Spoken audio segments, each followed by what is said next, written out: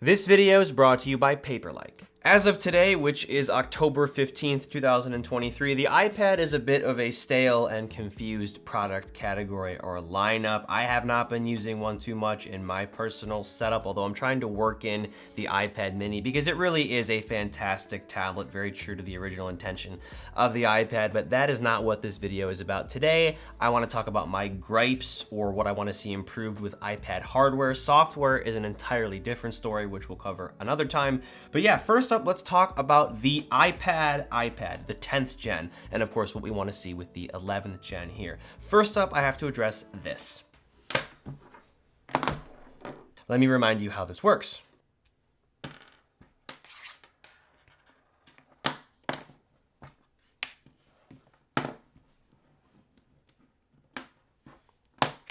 What an elegant solution. No, this is just there's no other way to explain this. Apple makes very interesting sort of gatekeepy software and hardware choices, and while I can defend a lot of them, this is not it. This should not have happened. This should have had the Apple Pencil 2nd gen from the start. So if the 11th gen doesn't have the Apple Pencil 2nd gen, honestly, I'm not gonna recommend it or be, super excited to. So yeah, at the bare minimum, Apple Pencil 2nd gen. But what else do we wanna see here with this iPad? Well, design-wise, I don't think we can ask for too much because this just got a redesign after years of looking like the iPad Air, which came out in 2013. At the very least, we can ask for a brighter display. 400 to 500 nit standard is just really dim. It even looks dim in this room off camera, especially with this bright light here. So outdoor conditions kind of warrant a better, brighter display. Not necessarily better in terms of resolution and color. That's all fine, even though the color isn't quite P3, but I don't care. I don't think anybody buying a base iPad cares about that. I also think that there needs to be a bigger battery in here. So maybe not a design change, but a bigger chassis to accommodate a bigger battery. If Apple gives us a brighter display and 5 extra hours of screen on time, nobody will complain if this thing is a little thicker and heavier. Camera-wise, this is fine. Honestly, I don't really care about iPad cameras, especially in the pros. They're good enough. I think Apple should focus on other things. But as for what's inside, I think we can anticipate an A15 Bionic, which will be a decent upgrade. That's the iPhone 13 Pro chip. So it'll have increased GPU horsepower and CPU horsepower for everyday tasks, so that'll be great. I also hope that there is 3.0 connectivity or speeds for data transfer with the Type-C port. This is highly unlikely because the A15 has a legacy Lightning controller, which is limited to 2.0 speeds, but maybe they could put a component in here to enable 3.0 connectivity, because unlike the iPhone 15, which is stuck at USB 2 speeds, you're more likely going to be transferring data off of a flash drive or an SSD, so, this is like a laptop hybrid tablet thing, so that makes more sense.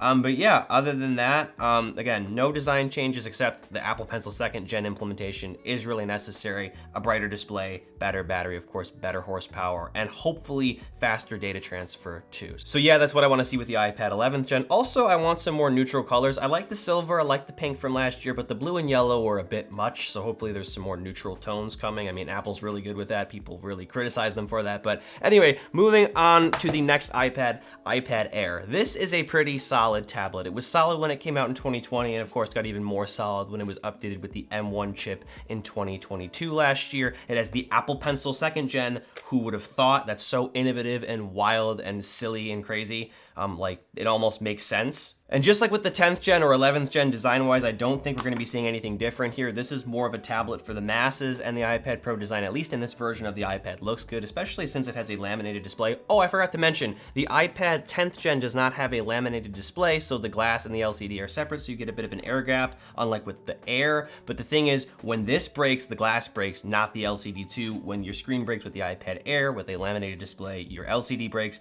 and your glass breaks, which is a more expensive repair. So if you're buying this for a kid, your 10th or 11th gen, honestly, I think they should keep the lamination because it's a pain to replace. So the glass breaks, you can just replace that opposed to an entire screen assembly, which is much more costly, but it does look nicer and it makes the overall chassis thinner too. But yeah, brighter display would be nice here. Lamination, of course, is going to stay. Why would they put an air gap in there? What else here? The M2 chip is likely going to be the replacement of the M1, so we'll probably see an update to this next year. More RAM, more horsepower, horsepower.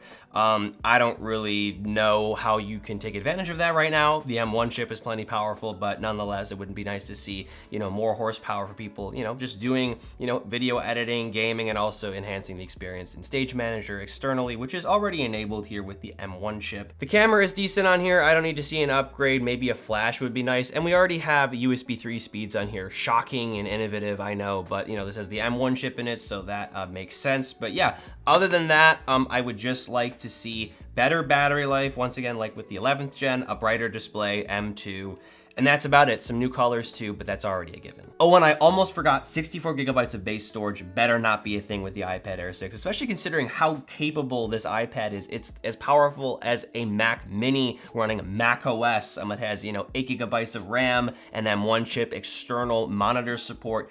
What the hell is 64 gigabytes gonna do for you? So 128 should be standard. That's gonna be great if you are a creator or a student. And if you are a student, this tablet is fantastic for getting you through college. It's more powerful than you'll ever need, so a lot of headroom, and you have a nice 11-inch display, which is best if complemented with a paper-like screen protector. I've been using these for years, and before that I was using paper and pencil and pen to take notes in high school, so I've really enjoyed carrying on that sensation to my iPad here. It makes the screen feel a lot less slippery with the Apple Pencil too. They also have these wonderful digital planners. I have this sort of task list or day planner here, so I can write what to do. So tomorrow I gotta go to Costco to pick up some eggs. Top priorities, I gotta plan some content for the week.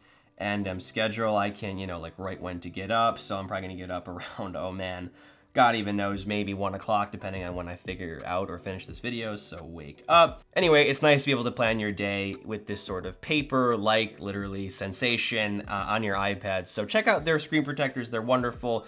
They really add a whole new sensation to digital note-taking and drawing, etc. And their digital planners, which help you organize your life. Anyway, though, moving on to the iPad mini. This truly is the best iPad that exists right now because it's just an iPad. It's not trying to be a MacBook, it's not trying to be some crazy hybrid. It's just a tablet with Apple Pencil support and iPad OS, running on it. It's nothing fancy, nothing crazy. It does the job and it does it well, but this is what I'd like to see with it. First and foremost, new display, something higher contrast, maybe hopefully higher refresh rate, but I heard 60 Hertz is what's coming next, but it's not bad. I've been using the iPhone 15 and now the 15 Plus for like a week and a half, and it's not that big of a deal. Although I'd like to see it, but it does draw more power. If anything, I'd like to see better battery life here. So make it thicker, give us more screen on time, because this thing drains really, really quickly. So I don't like to see that. So bigger battery, brighter display, hopefully higher contrast here.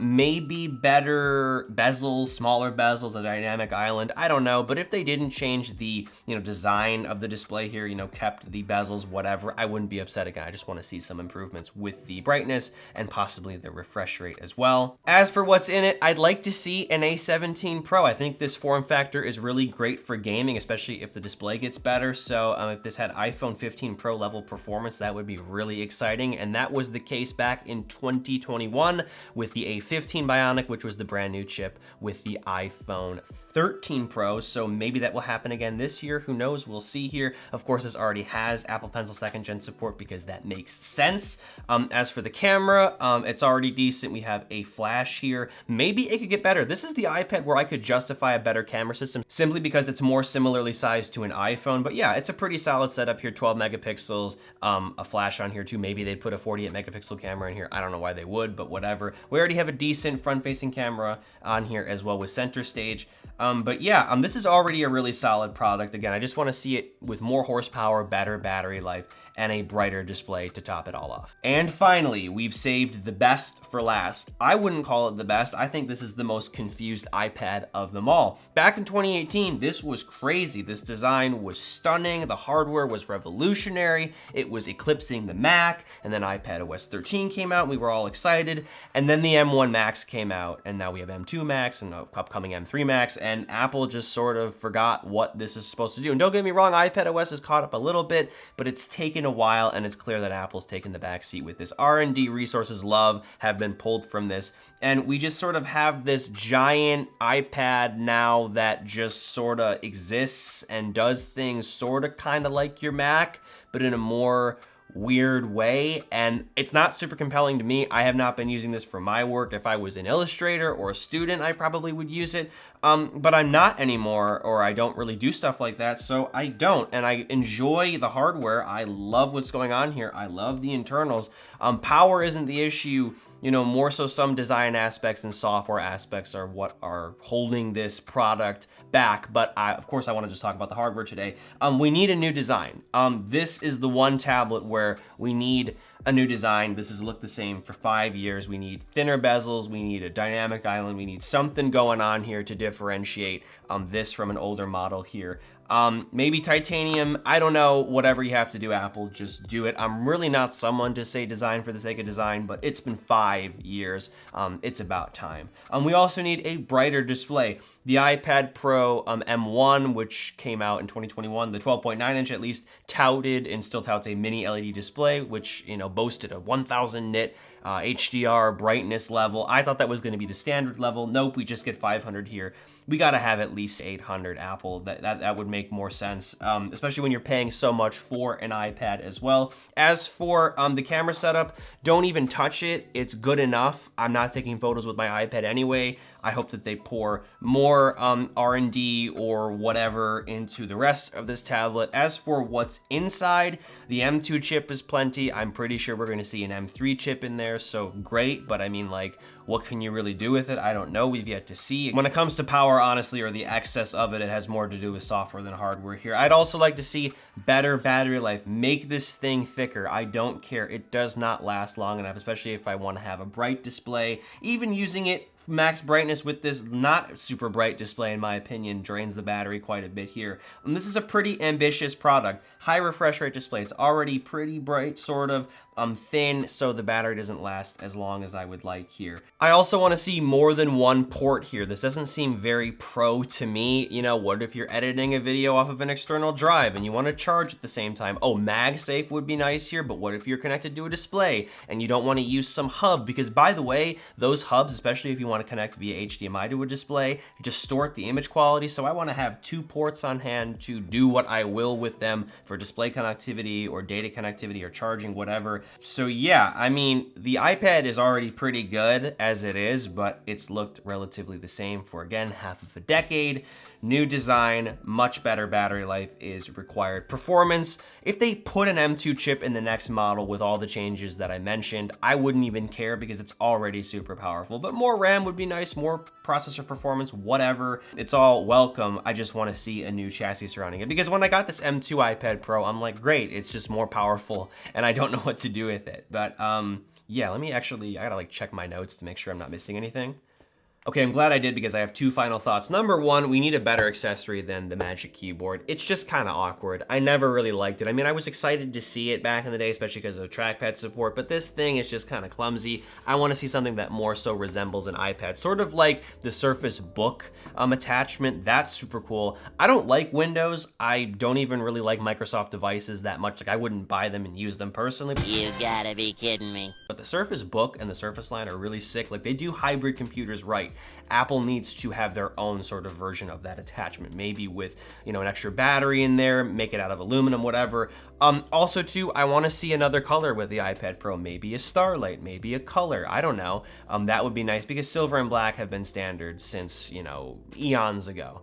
But anyway, that is my take on the iPad lineup. iPadOS is a completely different story, and I'll probably partner up with another creator, maybe you know who he is, to talk about that, because I want to make sure I'm fair, because he knows a lot more about iPadOS, and iPadOS is a mixed bag. I mean, Stage Manager's gotten better, there have been improvements, but it's still sort of clunky and awkward in my opinion, and I think it can be a lot better to make it make more sense, to make the iPad make more sense as a product here. But anyway, that is my take here. Check out my link to Paperlike in the video description. Thank you for watching, and as always, I'm Noah, and I will catch you all in the next one.